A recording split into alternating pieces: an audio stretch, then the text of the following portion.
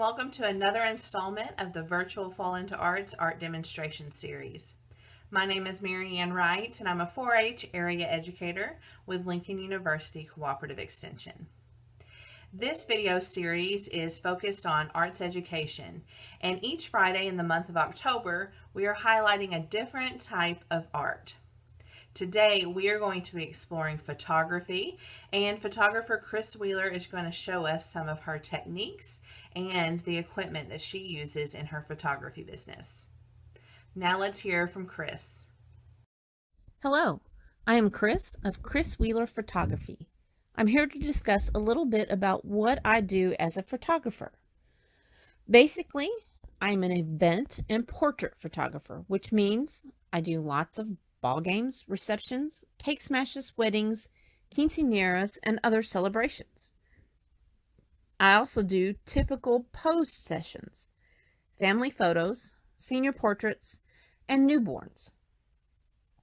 I'm going to talk a little bit about how I got started, about the equipment that I have, a little bit about the differences between event and portrait photography and the different equipment I use for each, my approaches to a session, a little bit about what I use to edit, and then I'm going to share a couple of images from my latest sessions. I got started around 2006, 2007 with a little point-and-shoot digital camera that I picked up because my kids were involved in all kinds of sports, school events, and I was a youth leader at the Methodist Church, and so I was looking for a way to document the various activities that were going on in our lives. And I basically fell in love with photography.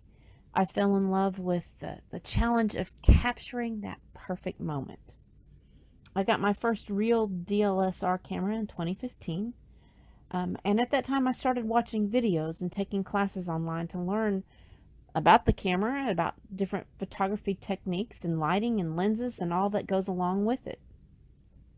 In 2018, I decided to take my photography to the next level. I got a better DSLR. I bought some different lenses. I learned about legal issues and contracts and taxes. I bought some lighting. I joined Facebook groups and learning groups online and had my first real wedding of someone that I didn't know in 2018. And my photography business has grown from there. This is basically the equipment that I currently have. And I'll walk you through it a little bit. This is my main camera body. This is the one I use the most. It's a Nikon D750. I absolutely adore this camera. I love all of its features. On it right now I have is my 50mm prime lens. This lens and my 85mm are usually the two lenses that I use for portrait sessions. They're great lenses, give me great bokeh, and then sometimes I'll use this lens, the 24 to 70mm, especially when I have families and I need to get close and zoom out. I also have a 35mm prime. I don't use it much except for maybe some landscape photography or a big family group. And then I have also a Nikon Z6 camera body. This is a mirrorless camera. I basically use it for video. It has great video capabilities. I'm still learning it as far as using it for portrait photography, so once I get better the hang of that, I may be using it more. On it, I have a Sigma Art lens. It's a 24 to 70mm lens, which again, it's great for video.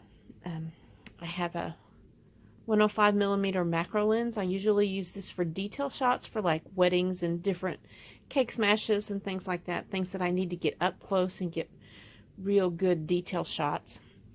And then when I do event photography, I use my long-range zoom lenses. This one's a 70 to 200mm. And this one is my latest purchase. It's a 200 to 500mm. And I loved it. Loved using it last Friday because of all the COVID restrictions. I couldn't get on the field like I normally do, so this was great to have so that I could get up in the stands and still get those great shots. I do have a flash that I use sometimes for fill, especially outside during sunset times when the sun is at the back of my subject.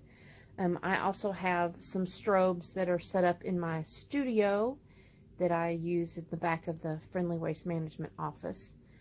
But basically, I'm a natural light photographer, so most pictures that I take are using the natural light that's there.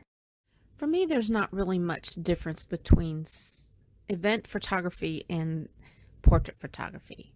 Event photography, usually I'm there just to capture the moment. But sometimes capturing the moment means capturing the connection between the people that are there.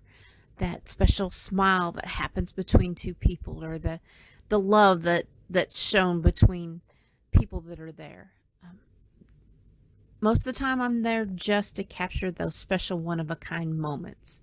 And with sports photography, it's easy because you're there to capture that perfect shot, that perfect instant, that perfect play.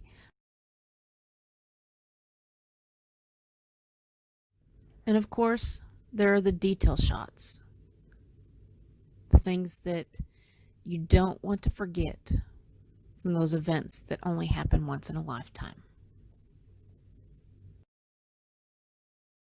Portrait photography is mainly finding the perfect location. I spend a lot of time driving around finding a great location with great lighting and great background. Sometimes that may mean calling somebody and saying, "Hey, can I borrow your sunflower farm?" Or, "Hey, do you mind if I come on your property and take pictures behind a brick wall?" Sometimes it's loading a couch in the back of my vehicle so that I can have it and various props to use on location.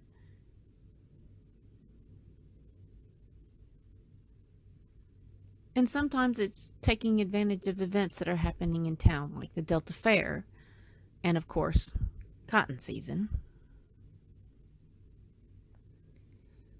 I don't use my studio much, although I use it for cake smashes and newborn pictures on occasion. I mainly use Lightroom to edit. I really like Lightroom because it's very easy to use on a gallery so that all the pictures in the gallery are consistent. I can apply a preset or whatever edits I apply to a picture, and then I can copy and paste that to all of the pictures in the gallery. It's really great to use for sports photography because lots of times there are lots of pictures in a gallery from a sporting event, and I can use the same edits and adjustments throughout the entire gallery, and then I don't have to go through and edit each and every single one of them. I use Photoshop on occasion, mainly on portraits because I need it to edit out skin blemishes and things like that. But sometimes I use Photoshop to make a little extra magic in the images from a gallery.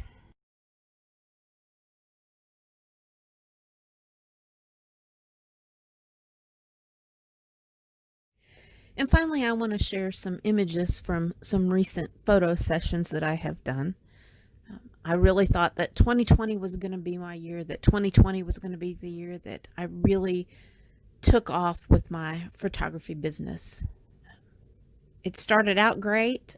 I had lots of sessions booked and several weddings, but then, of course, the pandemic hit, and the weddings that I had for the summer were canceled, and several portrait sessions were rescheduled.